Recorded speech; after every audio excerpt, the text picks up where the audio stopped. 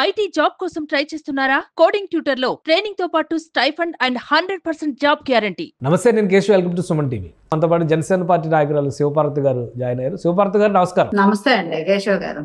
చిరంజీవి గారి పుట్టినరోజు, అల్లు అర్జున్ గారు శుభాకాంక్షలు చెప్పారు.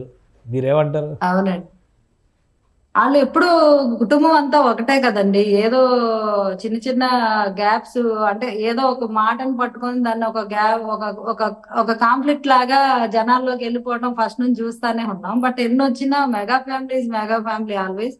అందులో ఉన్న ప్రతి ఒక్కళ్ళు ఆ బాండింగ్, మెగా బాండింగ్ సపరేట్ గా మనం ఏం చెప్పక్కర్లేదు, వాళ్ళంతా ఒకటే కాబట్టి ఒకళ్ళు ఇప్పుడు ఆ ఫ్యామిలీకి వటవృక్షం లాగా main pillar, back bone Chiranjeevi గారు కాబట్టి అంత ఫ్యామిలీ ఎస్టాబ్లిష్ అవ్వడంలో కూడా ఆయన ప్రముఖ పాత్ర వహించారు. కాబట్టి ఆయన పుట్టినరోజు అందరికి పండగే.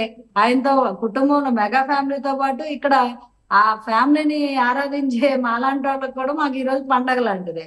కానీ అల్లు అర్జున్ గారు నేను ఒక స్టేట్మెంట్ ఇచ్చారు కదా, నా వాళ్ళు అనుకున్న వాళ్ళ కోసం ఎంత దూరం అయినా వెళ్తాను అని. మళ్ళీ ఏదో పాత ఫ్లాష్ బ్యాక్ స్టోరీని మళ్ళీ తవి తీసినట్టుగా ఒక డైలాగ్ చెప్పి వెళ్ళిపోయారు.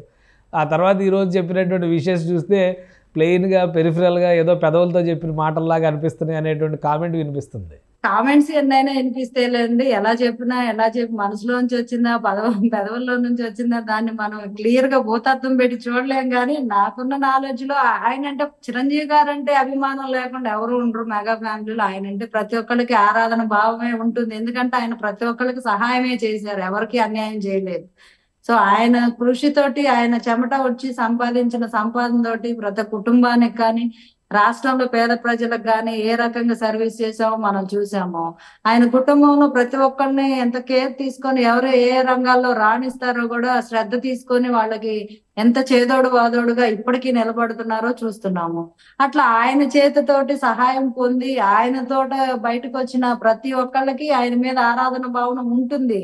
అది మనసులోంచి వచ్చింది లేదా ఊరికే పైకి చెప్పారంటే ఇప్పుడు ఫ్యాన్స్ కోసం నిలబడతాను, ఫ్యాన్స్ కోసమే హీరోని అయ్యాను, ఫ్యాన్స్ కోసమే ఈ స్థాయికి పెంచుకున్నాను అని చెప్పని ఇస్తున్నాయి అనేది ఏదో ఫ్యాన్స్లో కూడా వర్గం బయలుదేరినట్టుగా అనిపించింది కదా, దాన్ని ఏమంటారు మరి? అలాంటి వ్యాఖ్యలు ఖచ్చితంగా చేయకూడదండి.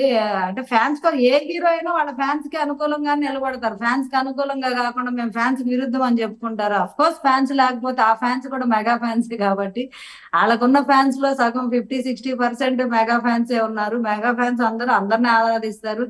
సో ఇట్లాగా వర్గాలుగా మాట్లాడటం, రెచ్చగొట్టే వ్యాఖ్యలు చేయడం తప్పని నా భావన. అట్లా ఆయన ఏ ఉద్దేశంతో అన్నారో, ఏ కాంటెస్ట్ లో అన్నారో కూడా దాన్ని కూడా భూతత్వంలో చూడాల్సిన అవసరం లేదని నేనైతే అనుకుంటున్నాను. సుమన్ టీవీలో మీ పర్సనల్ అండ్ బిజినెస్ ప్రమోషన్స్ కోసం కింది నెంబర్ కి కాంటాక్ట్ చేయండి.